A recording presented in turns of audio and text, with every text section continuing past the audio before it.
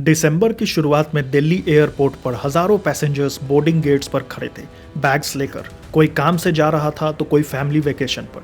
लेकिन अचानक से अनाउंसमेंट होती है कि इंडिगो की फ्लाइट्स एक के बाद एक कैंसिल हो रही है।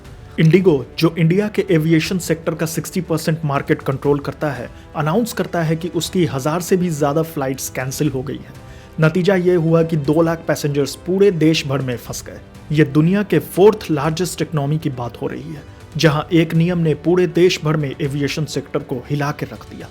पूरा देश हिल गया और सामने आई सिस्टम्स में कई खामियां। पर यह पहली बार नहीं था, इससे पहले भी एविएशन सेक्टर के बड़े प्लेयर्स इंडिया में धूल चाट चुके थे। आज के इस वीडियो में हम इंडियन एविएशन सेक्टर को अच्छे से जानेंगे और देखेंगे कि कैसे पहले भी कुछ बड़े एयरलाइंस यहां सरवाइव करने में असफल रही है। तो बने रहिएगा हमारे साथ लास्ट तक, और आगे बढ़ने से पहले अभी के अभी सब्सक्राइब और लाइक बटन को दबाए बिना आगे मत बढ़िएगा। विजय माल्या अपने किंगफिशर एयरलाइंस को हमेशा मीडिया के नजरों में रखना चाहते थे, जिसके लिए एक बार तो उन्होंने खुद एक फ्लाइट के कॉकपिट में बैठकर प्लेन उड़ाया था, जिससे एयरलाइंस की काफी ज्यादा पब्लिसिटी हुई थी। किंगफिशर एयरलाइंस ने इंडिया में पहली बार in flight entertainment system launch किया था डोमेस्टिक फ्लाइट्स पे, जिसमें बॉलीवुड्स के मूवीज और म्यूजिक बजते थे। और तो और क्रू मेंबर्स को 5 स्टार जैसे हॉस्पिटैलिटी देने के लिए ट्रेन किया जाता था, जिसकी वजह से क्रू की हेडेक भी बढ़ जाती थी और एयरलाइंस की कॉस्ट भी। दोस्तों, इंडियन एविएशन सेक्टर का इतिहास काफी हार्श रहा है। यहाँ पहले तो कई कंपनीज बहुत नामो शोहरत कमाती है और बाद में सर्वाइवल करने के लिए भी जूझती है। इसका सबसे बेहतरीन एग्जाम्पल है किंगफिशर एयरलाइंस, जो 2005 में लॉन्च किया गया था by Vijay Mallya. King of good times के टैगलाइन के साथ ये airlines luxury seats, hot meals, well trained crew provide करती थी। बॉलीवुड सेलिब्रिटीज से लेकर बड़े बिजनेसमैन इसको खूब प्रमोट करते थे और अपने टाइम में ये एक बड़ी एयरलाइंस थी। पर इससे सबसे भारी मिस्टेक 2007 में हुई, जब इसने एयर डेक्कन, जो कि एक लो कॉस्ट कैरियर थी, उसको एक्वायर कर लिया। माल्या ने सोचा कि डोमेस्टिक नेटवर्क बढ़ाऊंगा और इंटरनेशनल रूट्स पर जाऊंगा, जिसके लिए 5 साल डोमेस्टिक फ्लाई करना जरूरी था। लेकिन डेक्कन एयर खुद एक लॉस मेकिंग कंपनी थी और इसको एक्वायर करने से किंगफिशर के लॉसेस बैलून हो गए। और 2008 के रिसेशन में जब फ्यूल के प्राइसेस स्काई रॉकेट हुए, तो किंगफिशर के लिए और मुश्किलें खड़ी हो गई।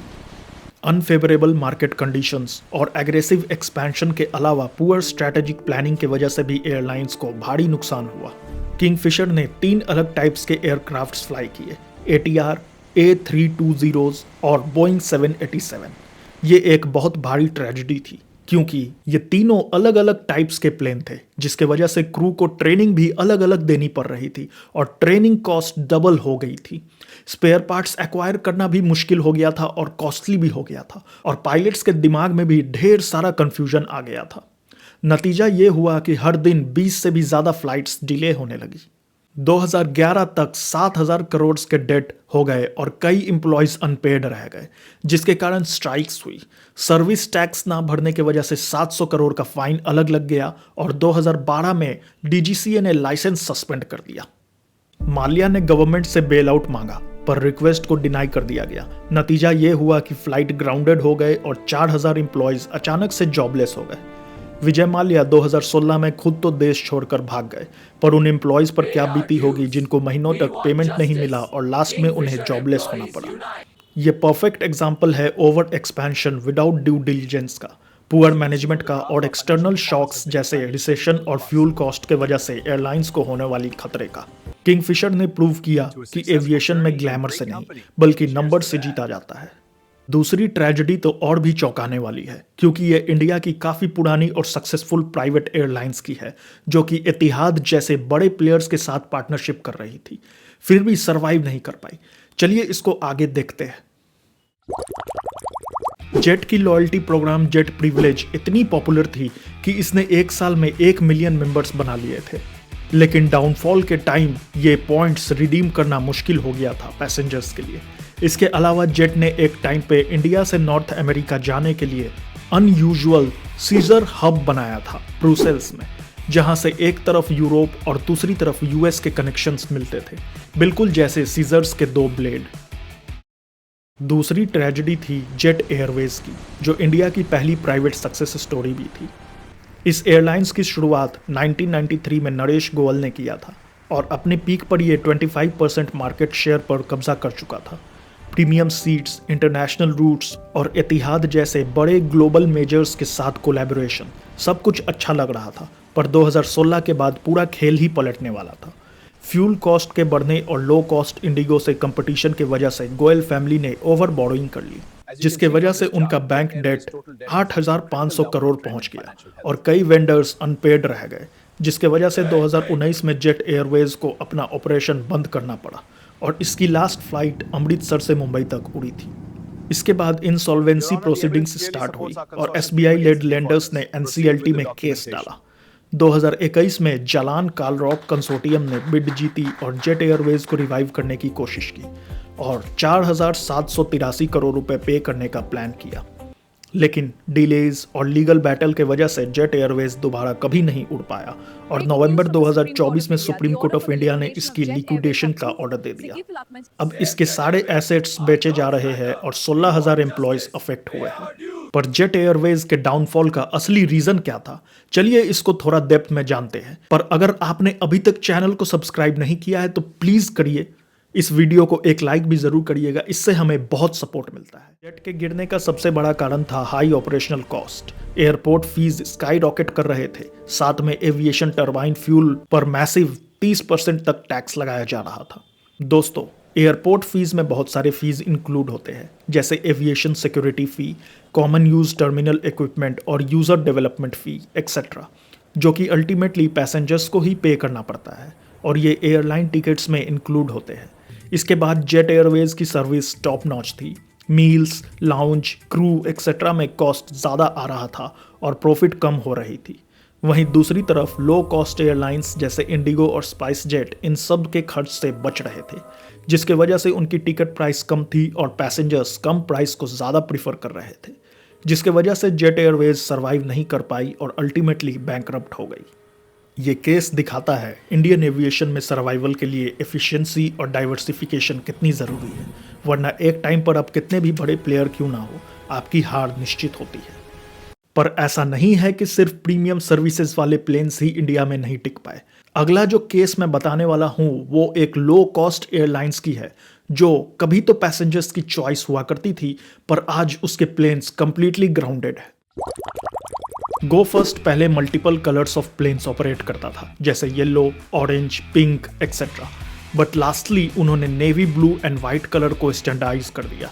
गो एयर विमेन इक्वलिटी को प्रमोट करने के लिए कई बार ऑल विमेन क्रू फ्लाइट भी ऑपरेट करते थे, जैसे 2020 विमेंस डे पर दिल्ली से मुंबई की एक फ्लाइट ऑल फीमेल क्रू द्वारा ऑपरेट की गई थी।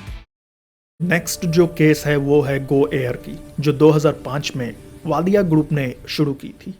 ये एयरलाइन लो कॉस्ट एयरलाइन थी और सीधा सीधा इंडिगो की कंपटीशन थी। इसके planes mainly Airbus A320 neo थे और इनिशियली ये एयरलाइन सस्टेनेबल थी, लेकिन 2023 में इसकी किस्मत पलट गई और इसने एनसीएलटी में वॉलंटरी बैंकरप्सी फाइल कर दी। इसके पीछे मेन कारण था इंजन क्राइसिस, जिसके वजह से इसकी 50% फ्लीट ग्राउंडेड हो गई और लॉन्ग टर्म सस्टेन नहीं कर पाई और डेट तले दबे चलती गई। दुनिया भर में कमर्शियल जेट इंजन्स की मैन्युफैक्चरिंग मेजरली 4 कंपनीज करती है: CFM international, Rolls Royce, Pratt and Whitney और General Electric Aerospace. Go Air के केस में jet engines Pratt and Whitney provide करने वाली थी, पर टाइमली उन्होंने इंजन सप्लाई नहीं किया, जिसके वजह से गो एयर की मेजॉरिटी फ्लाइट्स ग्राउंडेड हो गई। इसके अलावा इंजन्स में क्रोनिक इश्यूज जैसे combustion chamber distress, bearing failures और लो प्रेशर टरबाइन डैमेज जैसे प्रॉब्लम्स भी देखने को मिले, जिसको टाइमली रिपेयर ना करने की वजह से प्लेन्स ग्राउंडेड हो गए। ये सब की शुरुआत दिसंबर 2019 से ही हो चुकी थी। Engine blades crack, safety warnings etcetera चलते रही और इंजन के रिप्लेसमेंट नहीं आए। इसके वजह से लॉस 10,000 करोड़ को क्रॉस कर गया। गो फर्स्ट ने सिंगापुर में आर्बिट्रेशन तो जीत लिया और PW को ऑर्डर दिया गया टाइमली इंजन प्रोवाइड करने के लिए, पर गो फर्स्ट कंटिन्यूअस क्लेम्स करता रहा कि PW कंप्लाई नहीं कर रहा और अल्टीमेटली इस एयरलाइंस ने 2024 को बैंकरप्सी अनाउंस कर दिया। पोस्ट कोविड गो एयर के पास कैश नहीं बचा था जिससे वो सस्टेन कर पाए और धीरे धीरे कोलैप्स करती गई। आज के वक्त इसके सारे प्लेन्स ग्राउंडेड है और नागपुर, अहमदाबाद जैसे एयरपोर्ट्स पर डॉक्ड है। गो फर्स्ट का केस दिखाता है कि खराब एग्जीक्यूशन से लो कॉस्ट एयरलाइंस की सर्वाइवल भी इंडिया में मुश्किल है। दूसरे तरफ इंडिगो ने भी इंजन सप्लाई इशू फेस किया, पर वो सर्वाइव करने में कामयाब रहा, जिसके पीछे दो मेन कारण हैं। एक तो इंडिगो की फ्लाइट साइज मैसिव थी और कुछ प्लेन्स के ग्राउंडेड होने से उसको कुछ खास फर्क नहीं पड़ा। दूसरा, उसकी इंजन सप्लायर्स काफ़ी डाइवर्स थी और अनलाइक गो फर्स्ट वो किसी एक सप्लायर पर डिपेंडेंट नहीं था इंजन्स के लिए। पर इंडिगो के साथ अभी क्या हुआ, चलिए इस पर नज़र डालते हैं।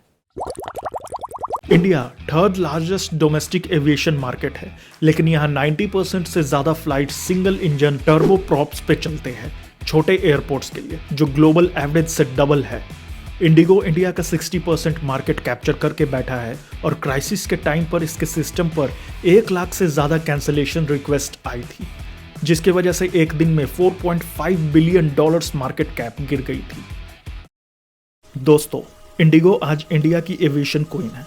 2200 daily flights, 60% domestic share, low fares, on time performance, good crew के वजह से ये काफ़ी फेमस है। लेकिन दिसंबर 2025 में ये क्वीन ने क्राउन गिरा दिया।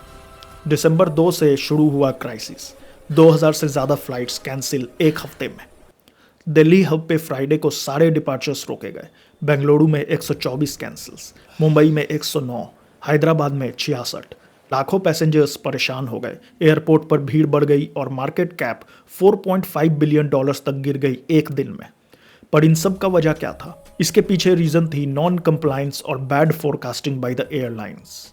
जी हाँ, डीजीसीए ने नए रूल्स लागू किए थे, जिसको उन्होंने पहले जनवरी 2024 में ही अनाउंस किया था और जून 2024 तक कंप्लायंस की बात कही थी। पर एयरलाइंस के प्रेशर की वजह से इसके कंप्लायंस के लिए नवंबर 2025 तक का टाइम दिया गया। मतलब एयरलाइंस के पास पूरे 18 महीने थे इस नियम के अनुसार कंप्लायंस करने की। फिर भी इतने बड़े एयरलाइंस से इतनी बड़ी चूक हो गई। अब ये पूरा इशू था क्या, चलिए इस पर नजर डालते हैं।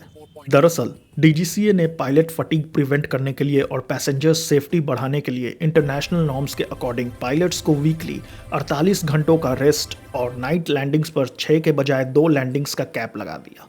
और पायलट्स अब सिर्फ 2 दिन लगातार नाइट ड्यूटी कर सकता था, उससे ज़्यादा नहीं। नाइट ड्यूटी की मीनिंग भी चेंज कर दी गई। पहले रात के 12 से सुबह के 5 को नाइट ड्यूटी माना जाता था, जबकि नए नियम के हिसाब से 12 से 6 कर दिया गया। इस नियम से कंप्लायंस करने में इंडिगो से बड़ी चूक हुई। उनके खराब रोस्टर मैनेजमेंट और लेस हाइडिंग की वजह से उनके फ्लाइट्स डिले और कैंसिल होने स्टार्ट हो गए।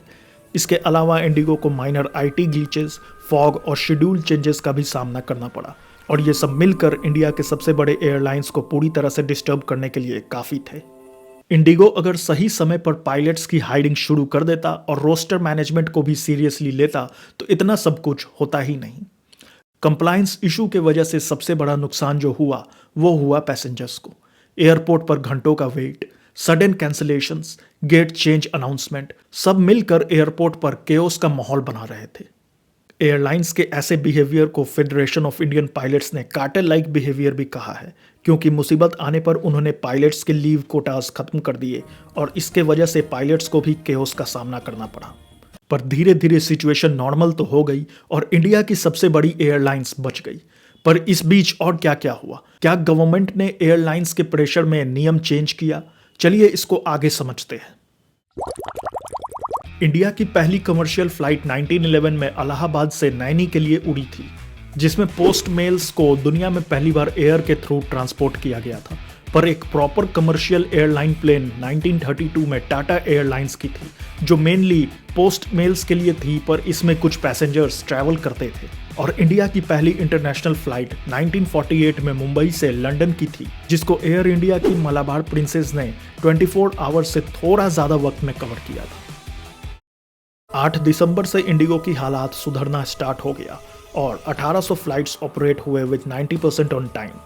हालात को सुधारने के लिए गवर्नमेंट ने अपने नियम में रिलैक्सेशन दिए, स्पेशली इंडिगो को, और अब उनको फरवरी 2026 तक का टाइम दिया गया है रूल्स से कंप्लायंस करने के लिए। साथ में डीजीसीए ने 10% फ्लाइट ऑपरेशन कम करने को कहा, जिसके बाद 2300 के बजाय अब 2000 से 2200 फ्लाइट्स डेली ऑपरेशनल हो रही है।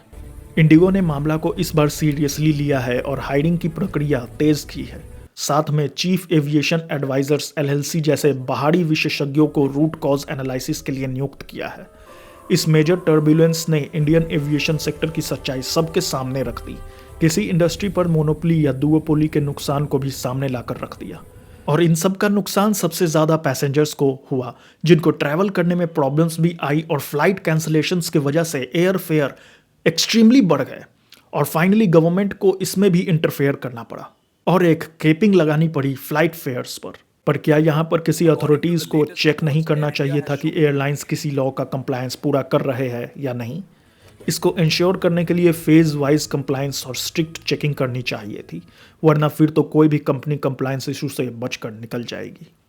यहाँ पर रेगुलेशंस और मॉनिटरिंग को और स्ट्रिक्ट बनाने की ज़रूरत है और इंडस्ट्री में ईज ऑफ एंट्री लाने की भी ज़रूरत है, जिससे और नए कंपटीशन इस सेक्टर में आए और एक हेल्दी कंपिटिटिव मार्केट डेवलप हो पाए, जिससे इस तरह के मोनोपोली के वजह से आने वाली तकलीफों का सामना कभी भी देश के नागरिकों को ना करना पड़े।